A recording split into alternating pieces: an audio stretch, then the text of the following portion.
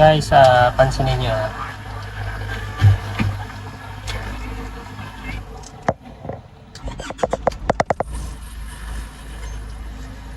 Wala na siyang check engine. Wow!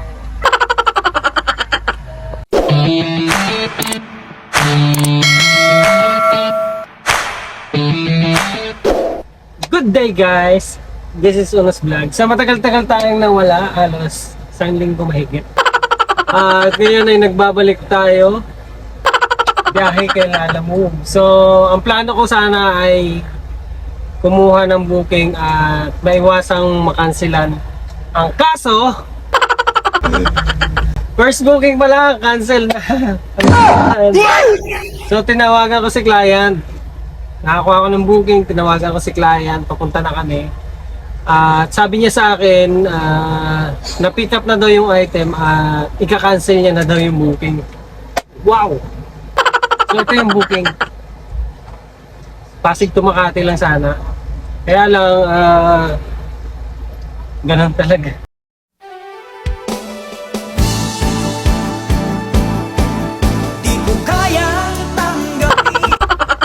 Sabi ko pa naman sana wala akong cancel ngayon kasi iiwasan ko talaga sanang may cancel, makanselan. Kaya lang, kahit anong iwas mo, talagang kung si customer na yung magka-cancel, wala tayong magagawa. Huwag kayo iiyak. So yun guys, nag-aabang ako ng booking ngayon. So may nakita akong may lumabas Pasig to Mandaluyong, nagkakalaga ng 1.7 at nag-swipe ako, kaya lang naunahan na naman tayo. So time check, 9:45 na ng umaga. At date pa lang ngayon ay September 2, so kahapon September 1 hindi tayo nakapagbiyahe kasi pinantok tayo eh. Huwag natin pilitin pag inaantok tayo. Kung saan pa tayo makapunta niyan. So, hintayin na lang tayo ng booking ngayong Tuesday. At yun guys, tinatawagan ko si client. Kanina ko pa tinatawagan, nakailang tawag na ako. At nandito pa din. Hindi pa din siya sumasagot at hindi niya pa din kinakancel. So, anong plano mo boss? Ay, nako. Ayaw niya din sumagot sa tawag ko. Ay, nako. Paano na tayo nito ngayon? So, habang naghihintay tayo ng booking, ay tumatawag pa din tayo sa kanya.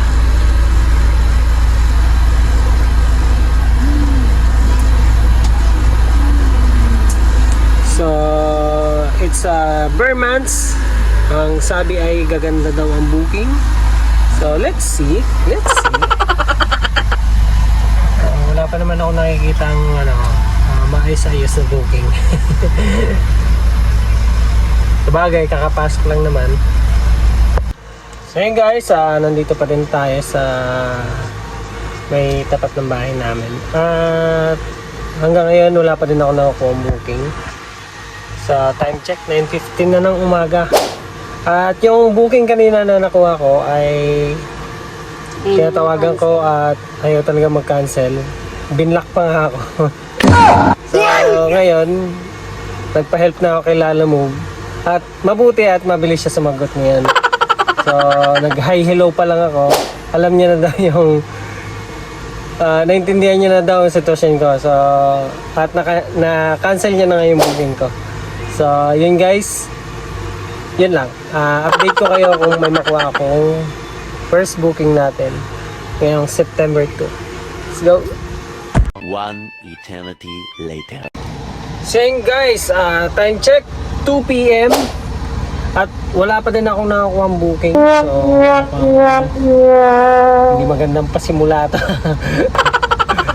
Wala talaga. Actually may mga booking kaya lang maliliit. Tsaka malulugi lang tayo sa diesel pag kinuha natin yung booking na maliliit. Baka bukas na lang. At yan nga, i-share ko na lang sa inyo ang So paano ko natanggal yung check engine ng aking sasakyan. So talaga...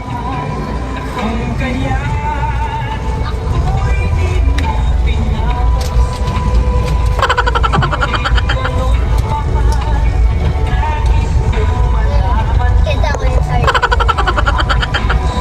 Hahatid mo lang kami pa?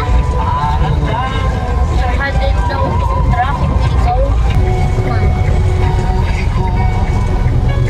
Sa'yo lang.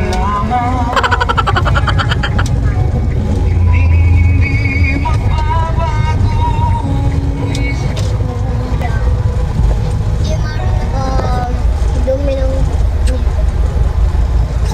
Ay nga ba yun?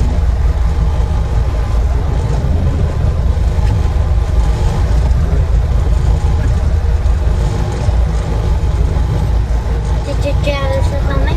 So guys, yun na nga guys, hindi na ako babiyahe Ito, mat. ngayon, Tuesday. Dahil wala magandang booking eh. So nandito kami sa parking lot at i-share ko na lang sa inyo kung paano nawala ang check engine ng aking Futon.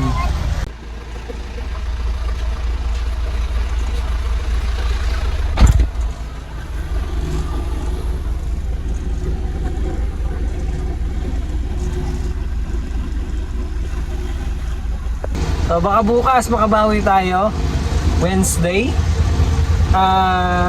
Yun, share ko na lang sa inyo kung paano nawala ang check engine ni Foots. Ito ay nanood lang ako ng mga tutorial sa YouTube. At may nakita ako, so sa Avanza naman yung kanya. At hindi niya daw alam sa ibang sasakyan kung paano. So sabi ko, susubukan ko din dito kay Futon. So yun, ginawa ko. Hi! So una kasi ganito yon. Oh, di ba wala nang check engine? Ganito kasi ginawa ko. So kahapon kasi, babiyahe din sana ako. Kaso, ay wala. Tinamad din. Bali, kinuha ko na itong sasakyan, dinala ko na sa may tapat ng bahay namin. Tapos, naghihintay din ako ng booking. At, yun. Dahil umuulan-ulan din kahapon, tinamad na din ako bumiyahe. Diba? Ang tamad-tamad ko. So, yan nga guys, pagkatapos nun ay, ito ang ginawa ko kahapon. Nakapatay kasi yung kahapon, diba? So, unang gagawin ay sa mga may check engine na sasakyan dyan, subukan nyo na din to. Baka makatulong. Unang-una yung gagawin ay apakan nyo muna yung clutch nyo. So, sa mga nakakaalam na ay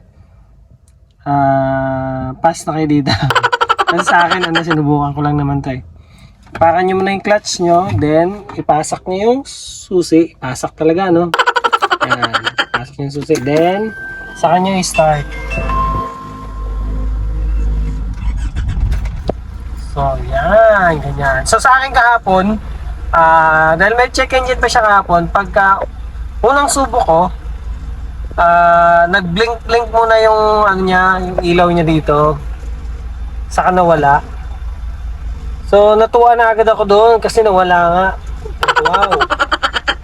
Tapos, may pawawan. Tapos, ang ginawa ko, pinatagal-tagal ko ng konti, then pinatay ko ulit.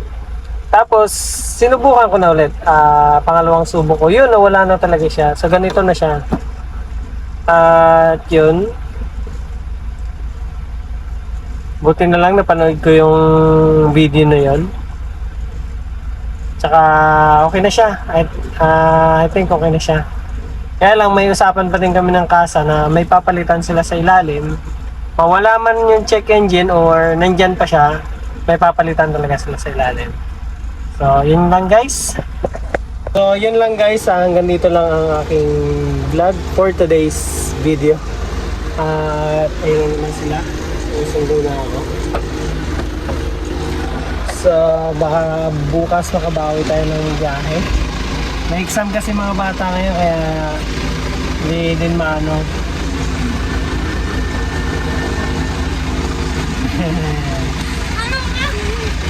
So sige, hanggang dito na lang. So, ingat kayo mga paps. So, kung may mga tanong kayo, comment lang kayo dyan sa comment section. Simulan natin mag-usap. So, yun. God bless.